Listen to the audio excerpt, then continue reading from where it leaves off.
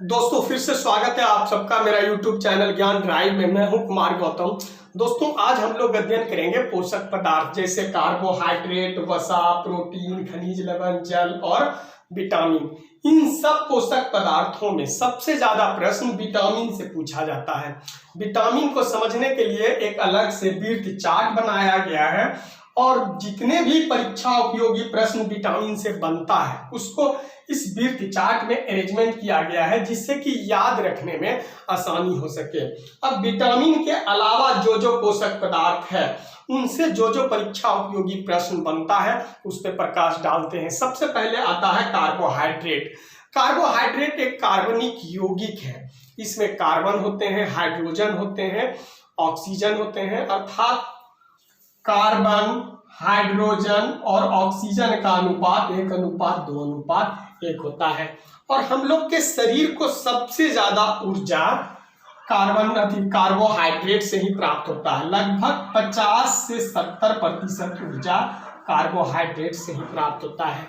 ऊर्जा उत्पादन के साथ साथ कार्बोहाइड्रेट के और भी कई कार्य हैं, जैसे विटामिन सी का निर्माण करना, भोजन संचय करना और न्यूक्लिक अम्ल का निर्माण करना।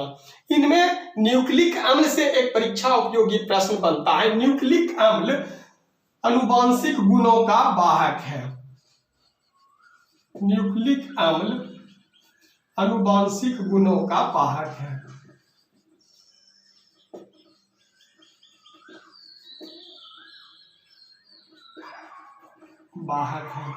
अर्थात एक पीढ़ी से दूसरी पीढ़ी में आनुवंशिक गुणों को ले जाने वाला न्यूक्लिक अम्ल है। यह डीएनए और आरएनए में पाया जाता है।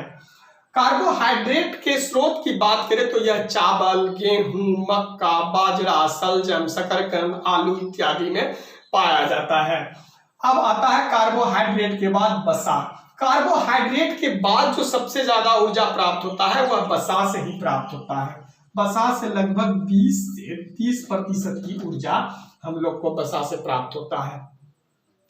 हमारे त्वचा के नीचे वसा उपस्थित रहता है, अर्थात फैट उपस्थित रहता है।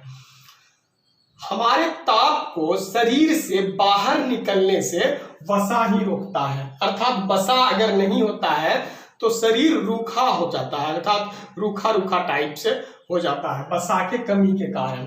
वसा के कमी के कारण वजन में भी वृद्धि हो जाती है, वजन में कमी आ जाता है और वसा आवश्यकता से अधिक रहने पर वजन में वृद्धि हो जाता है, जिसके कारण हार्ट बीट ज्यादा बढ़ जाता है, ब्लड प्रेशर बढ़ जाता है। अब वसा के बाद आता है प्रोटीन। हम लोग के संपूर्ण शरीर का लगभग 15% भाग प्रोटीन का बना है। प्रोटीन शब्द का प्रयोग सर्वप्रथम जे बेर्जेलियस ने किया था। जे बेर्जेलियस ने किया था। इसका मुख्य कार्य है हम लोग के शरीर का मरम्मत या रिपेयर करना। मरम्मत या रिपेयर करना। प्रोटीन के कमी के कारण बच्चों में क्वाशीयोरकर रोग हो जाता है। क्वाशीयोरकर रोग और मरासमस रोग भी हो जाता है। क्वाशीयोरकर रोग के कारण बच्चे का हाथ पैर पतला हो जाता है और पेट बाहर निकल आता है। और मरासमस रोग के कारण बच्चा का शरीर ढीला हो जाता है। यह दोनों रोग बच्चों में पाया जाता है। प्रोटीन के बाद आता है खनिज लवण। हम लोग को भोजन से कुछ खनिज लवण भी प्राप्त होता है। कुछ खनिज लवण प्रमुख है, जैसे calcium Ca, phosphorus P, potassium K, लोहा Fe और आयोडीन I। ये सब कुछ प्रमुख खनिज लवण है। इसके अतिरिक्त और भी जैसे मैग्नीशियम, कोबाल्ट, जस्ता, ये सब भी खनिज लवण अल्प मात्रा में पाया जाता है।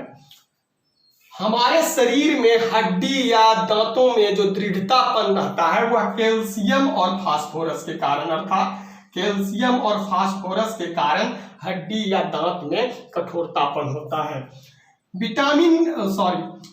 पोटासियम के कारण जो है हार्ट बीट स्वचालित होता है, अर्थात हार्ट बीट का जो चलना होता है वह हार्ट बीट का नियंत्रण करता है विटामिन के। लोहा के कमी से एनीमिया रोग हो जाता है, अर्थात लोहा हम लोग के शरीर के लिए अति आवश्यक है। आयोडीन की कमी से ग्वाइटर रोग अर्थात घेंघा रोग हो जाता है। आयोडीन थायरोक्सिन हार्मोन में पाया जाता है। थायरोक्सिन हार्मोन कहाँ से निकलता है? थायराइड ग्लैंड से, अर्थात थायराइड ग्लैंड से थायरोक्सिन हार्मोन निकलता है जिसमें आयोडीन पाया जाता है। आयोडीन की कमी से घेंघा रोग हो जाता है। आयोडीन और भी कई प्रकार से हम लोग को प्राप्त होता है, जैसे जल से, मछली से, दूध से, अंडा से, यह सबसे भी आयोडीन हम लोग प्राप्त करते हैं। अब आता है जल। जल हम लोग के संपूर्ण शरीर का लगभग 65 से 75% भाग जल का ही बना होता है। जल बहुत कार्य हम लोग के शरीर में करता है, अर्थात जल जो है ताप का भी नियंत्रण करता है, अर्थात पसीना या वाष्पन द्वारा ताप का नियंत्रण जल करता है। जल हमारे उत्सर्जी पदार्थ को उत्सर्जी अंगों तक ले जाने का कार्य जल ही करता है। अब आता है विटामिन। विटामिन के लिए एक अलग से बीर्थ चार्ट बनाया गया है। आप समझते हैं विटामिन को पूरा डिटेल से। ओवरऑल विटामिन का खोज फ्रैंक ने किया था 1911 ईस्वी में। जिस प्रकार यहाँ पे देख रहे थे पोषक पदार्थ, कार्बोहाइड्रेट, वसा, प्रोटीन, इस सब से जो ऊर्जा प्राप्ति हो रही थी हम लोग के शरीर को, तो विटामिन से ऊर्जा प्राप्ति नहीं होता है। विटामिन से रोगों से लड़ने की शक्ति प्राप्त होता है, अर्थात रोगों से बचाता है। विटामिन रोगों से बचाता है, इसलिए इसको रक्षात्मक पदार्थ कहा जाता है। रक्षात्मक पदार्थ है विटामिन। विटामिन 6 प्रकार के हैं, A, B, C, D, E और K। इसमें B और C जल में घुलनशील है, यह मोस्ट इंपोर्टेंट पॉइंट है। B और C जल में घुलनशील है और जो रेस्ट बचा सब, यह सब वसा में घुलनशील है, अर्थात B, C छोड़ करके A, K, E, D यह सब वसा में घुलनशील है। अब ये 6 विटामिन का जो साइंटिफिक नेम है, अर्थात रासायनिक नाम, इसको याद रखने के लिए एक नुस्खा तैयार किया गया है, रेथा एके टॉफी। अर्थात रेथा किसी लड़का को समझ ले और उससे एक टॉफी मांग रहे हैं रिक्वेस्ट करके, रेथा एके टॉफी, अर्थात रेथा एके टॉफी। इस नुस्खा के तहत हम इस 6 विटामिन के साइंटिफिक नेम को समझेंगे। ये हो गया हमारा रे से ए, था से बी, ए से सी, के से डी और फिर टो से ई और फिर फी से के। ए हो गया हमारा रेटिनॉल, रे आर से रेटिनॉल, फिर बी से है था या था थायमिन। विटामिन बी भी होता है, B1 भी होता है, क्योंकि बी का और भी कई विटामिन है, B2, B3, B5, B6, B7, B11, B12 और भी कई पार्ट है, इसलिए B1 या बी विटामिन है। बी हमारा हो गया, बी से था अर्थात थायमिन। अब चलते हैं सी से है ए अर्थात स्कॉर्बिक अम्ल, इसका साइंटिफिक नेम। फिर के, डी से आता है के से हो जाता है कैल्सीफेरॉल। फिर आगे ई से है टो से टोकोफेरॉल। फिर के से होता है फी से फिलिफिनोन। अर्थात इस नुस्खा के तहत हम इस कक्षा में जितना साइंटिफिक नेम है उसको याद आसानी से रख सकते हैं। अब चलते हैं दूसरा कक्षा में। दूसरा कक्षा में जिस विटामिन का खोज जिसने किया उसको दर्शाया गया है। तो इसमें विटामिन ए और बी का खोज मैकुलम ने किया, ही तो बिल्कुल याद रखना आसान है। बी और ए और बी का मैकुलम, और सी का किया है हॉलकट और डी का किया है हॉपकिंस। अर्थात ए बी मैकुलम हॉलकट हॉपकिंस। और ई और के का उतना ज्यादा इंपॉर्टेंट नहीं है, या नहीं पूछे जाते हैं। अब आता है अगला कक्षा। अगला कक्षा में है कि किस विटामिन के कमी के कारण कौन कौन सा रोग उत्पन्न होता है। तो सबसे पहले ए विटामिन की कमी के कारण आंखों में रतौंधी रोग हो जाता है और संक्रमण होने से बचाता है। अर्थात विटामिन ए की कमी से संक्रमण होने की क्षमता बढ़ जाता है। अब आता है बी। बी से तो बिल्कुल याद रखना आसान है, beriberi, B beriberi, vitamin B से बेरी बेरी रोग उत्पन्न हो जाता है। सी, सी से स्कॉर्बी रोग या मसूड़ों का फूलना हो जाता है विटामिन सी के कारण। अब आता है डी। डी से रिकेटस रोग, यह बच्चों में पाया जाता है, डी से रिकेटस रोग हो जाता है। अब आता है हमारा ई। ई की कमी से जनन शक्ति का कम हो जाता है, अर्थात पुरुष में नपुंसकता आ जाता है और महिला में बांझपन आ जाता है। अब हमारा आता है के। के से रक्त में थक्का नहीं जमता है, विटामिन के कारण रक्त में थक्का नहीं जमता है।